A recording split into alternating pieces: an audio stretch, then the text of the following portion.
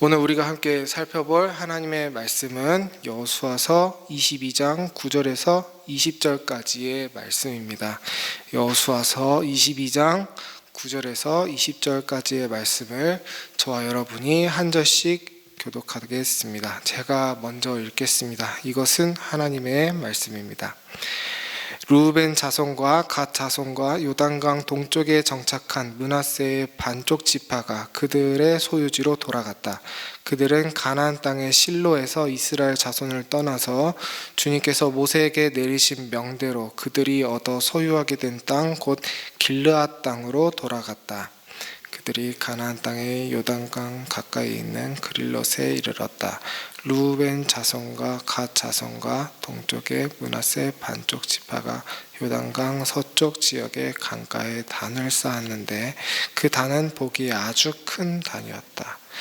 이스라엘 자손이 이 소식을 듣고 말하였다. 르우벤 자손과 갓 자손과 동쪽의 므낫세 반쪽 지파가 우리들이 있는 요단강 서쪽 지역의 강 가까운 그릴롯에 단을 쌓았다. 이스라엘 자손이 이 말을 듣고 온 회종이 동쪽 지파들에게 대항하여 싸우려고 진로에 모였다. 이스라엘 자손은 엘르아살의 아들인 비느하스 제사장을 길르앗 땅에 있는 르우벤 자손과 갓 자손과 동쪽의 므낫세 반쪽 지파에게 보냈다. 요단강 서쪽에 자리 잡은 이스라엘 각 지파에서 한 사람씩 10명의 대표가 비느하스와 함께 갔다. 그들은 각기 이스라엘의 천천만만 백성의 가문을 대표하는 사람들이었다. 그들이 길르앗 땅으로 가서 르우벤 자손과 갓 자손과 동쪽의 므낫세 반쪽 지파에게 말하였다. 회중이 하는 말이요, 당신들이 어찌하여 이스라엘 하나님께 이런 악한 일을 하였소? 어찌하여 당신들이 오늘날 주님을 떠나서 제멋대로 단을 쌓아 주님을 거역하겠소? 우리가 부올에서 지은 범죄 때문에 주님의 회중에 재앙이 내렸고 우리는 아직도 그 죄를 다 씻지 못하고 있어. 그것으로도 부족하다는 말이요, 당신들은 오늘에 와서 주님을 따르지 않고 등을 돌렸소.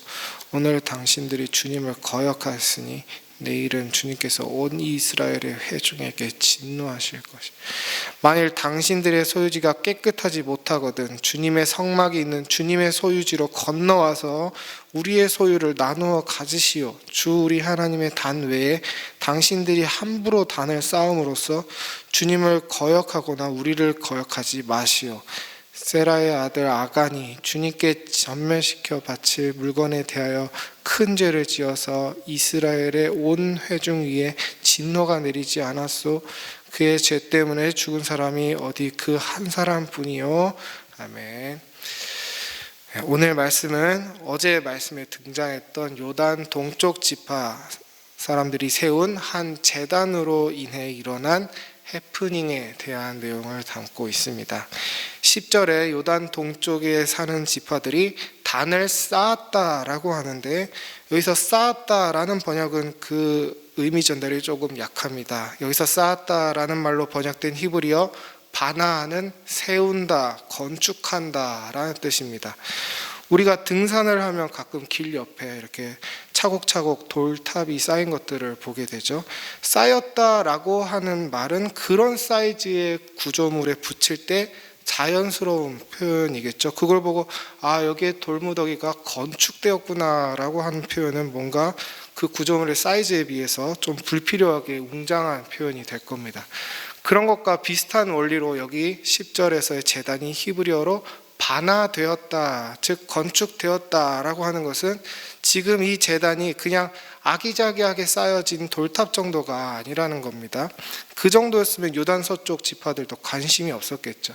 제단이 그렇게 쌓여진 정도가 아니라 그 제단의 스케일이 건축물 정도의 사이즈였던 겁니다. 그리고 그것을 건축물로 보기에도 그 규모가 꽤 컸다라는 것을 우리는 10절을 통해 알 수 있습니다. 이것은 일종의 작은 사이즈의 성전으로 보일 수가 있는 것입니다. 그런데 당시에 하나님이 성전 건축을 명령하신 적은 없죠. 성전은 다윗 시대, 즉 하나님이 명령하신 모든 가나안 땅이 정복된 시대에 되어서야 하나님이 그 땅에 이제 완전하게 정착하여 안주하신다라는 의미로 건설된 것입니다.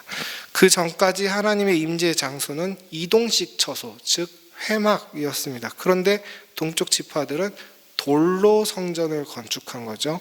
이동할 수 없는 형태로 말입니다. 그러니까 서쪽 지파들 입장에선 이 동쪽 지파들이 지금 제단을 뭔가 종교적으로 좀 더 발전된 형태, 좀 더 우월한 형태로 세워 올린 것이 이제 수상할 수밖에 없는 것입니다. 그리고 그 제단이 정말 회목보다 우월한 권위를 지닌 의미로서의 제단이 맞다면 그것은 시내산 율법을 심각하게 위반하는 것이 됩니다. 레위기 17장 8절에서 9절까지의 말씀을 보면 어떤 제물이든 여호와께서 계신 회막에 바쳐지지 않은 제단을 하나님께 드리면 그것은 하나님에 대한 반역으로 간주되어 그 제물을 드린 백성은 백성 중에서 끊어진다라고 합니다.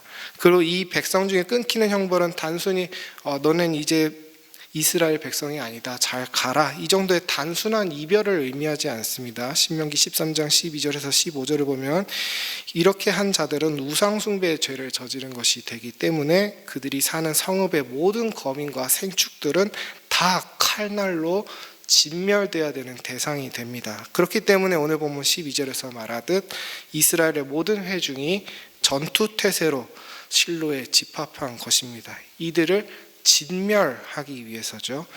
이것은 지극히 믿음의 행동이었다라고 볼 수 있습니다. 이스라엘 백성들이 불신앙적인 행동을 많이 보여오긴 했지만 사람이 항상 못나기만 하진 않겠죠. 오늘 말씀에서 구약의 성도들이 회막이 아닌 다른 제단을 경계하는 태도는 교회를 지키는 용감한 행동이었다라고 볼 수 있습니다. 물론 오해에서 기인한 행동이라는 것이 우리 내일 큐티 본문을 통해서 밝혀지긴 하겠지만 이스라엘의 반응과 그 대응 방식은 옳았다라고 할 수 있습니다. 그럼 왜 제단이 나뉘어지는 것, 하나가 아니라 두 개가 되는 것이 그렇게 심각한 문제냐? 그것은 신학의 문제가 되기 때문입니다. 성전은 그냥 예배드리는 곳이 아닙니다. 하나님께서 계시는 곳입니다. 회막은 완성되긴 전 단계의 성전이라는 점에서 성전과 같은 것으로 보고 요단 동쪽의 성전과 합쳐서 지금 이스라엘 땅 안에 두 개의 성전이 있다라는 것은 마치 두 개의 하나님이 있다라고 말하는 것과 같습니다.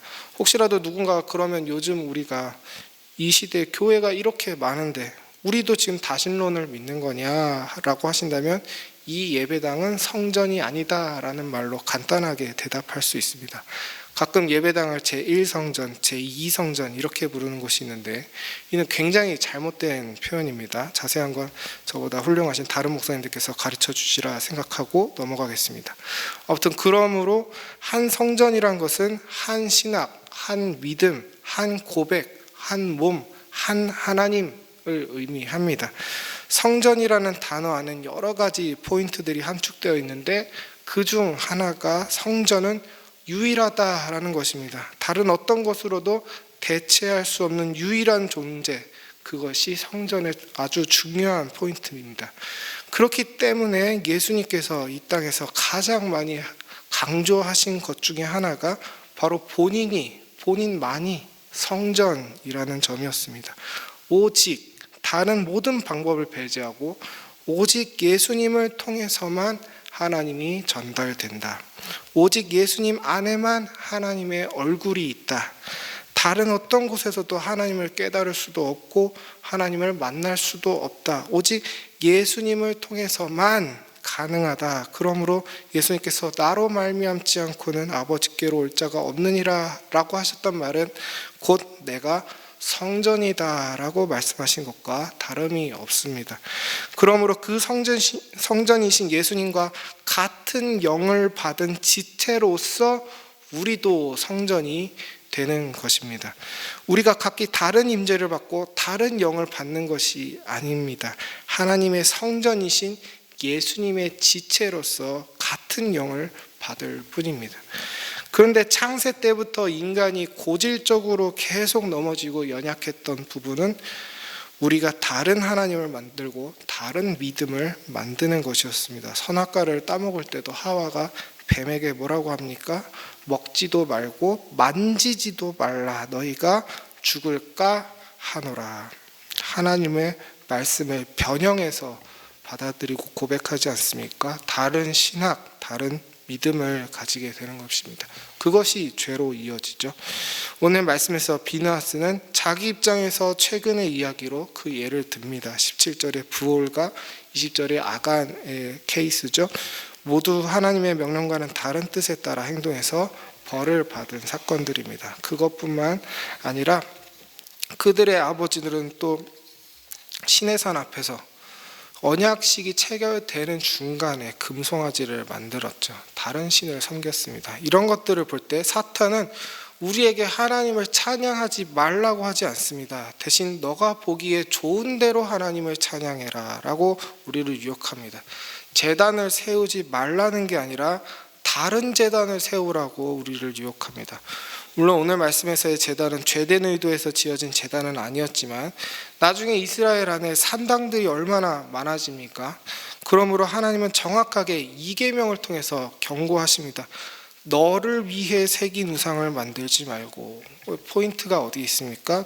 너를 위해 새긴, 나를 위해가 아니라 너를 위해 새긴, 우리를 위한 우리만의 하나님, 우리 식대로 해석한 하나님, 실체가 아니라 내 머릿속에 내가 만든 하나님, 한 믿음이 아니라 여러 믿음, 그것이 우리를 향하는 사탄의 주 무기라는 것을 우리는 기억해야 할 것입니다.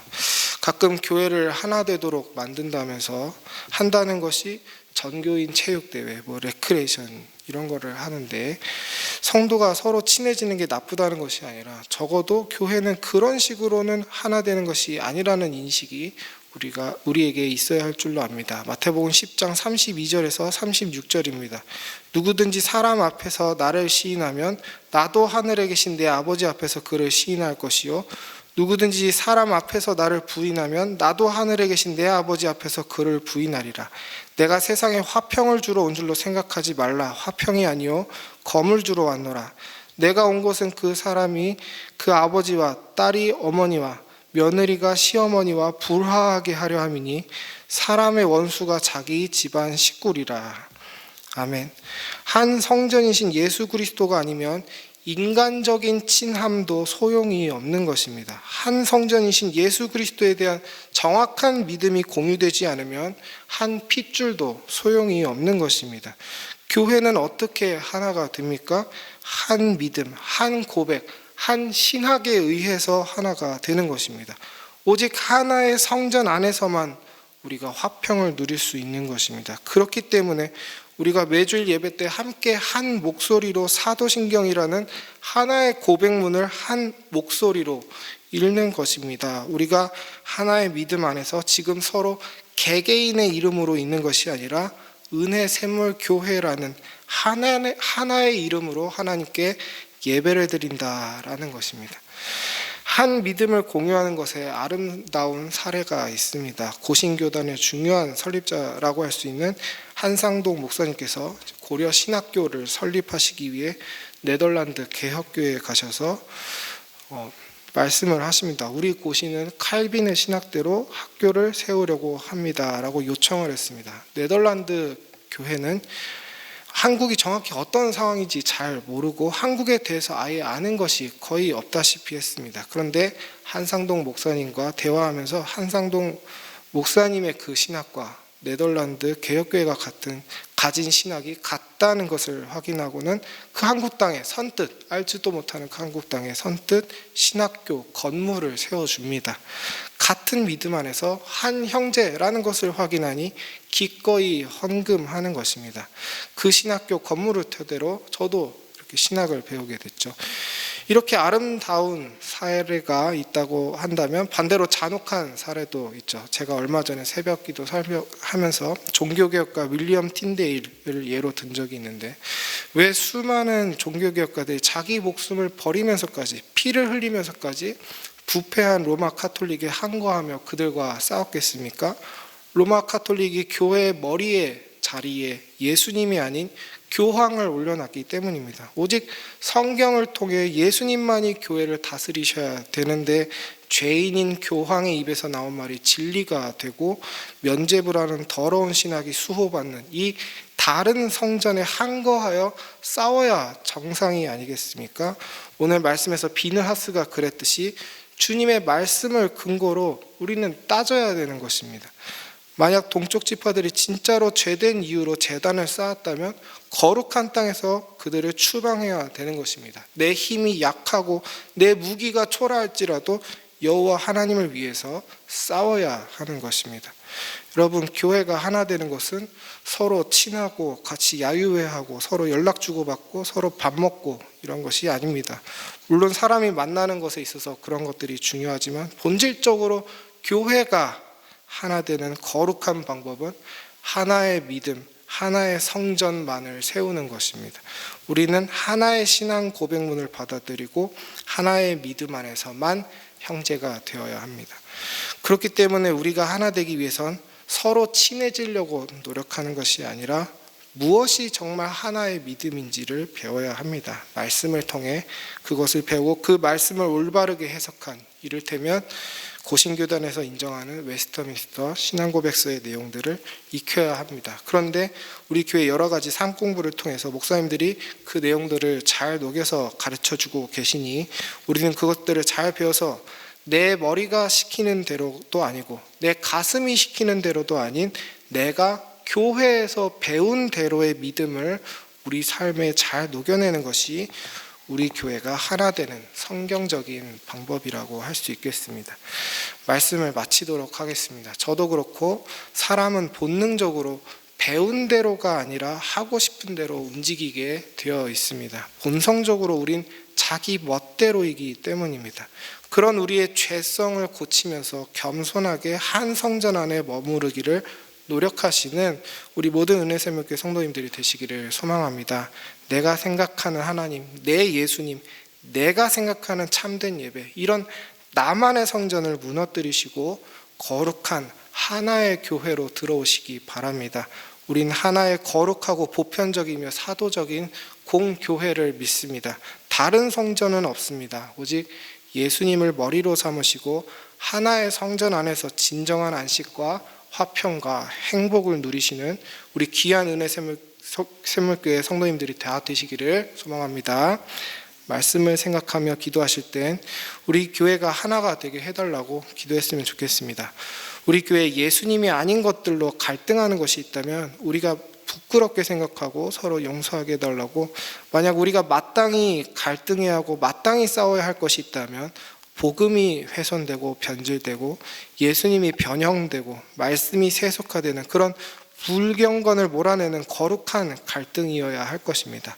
교회가 한 믿음을 잘 지키게 해달라고, 그리고 나부터가 나만의 신학을 내 머릿속에서 가슴속에서 만들어내는 것이 아니라 하나의 신앙 고백문 속에 거할 수 있도록 내가 교회 가르침을 겸손하게 내 안에 녹여내게 해달라고 나의 올바른 신앙을 위해서 기도했으면 좋겠습니다.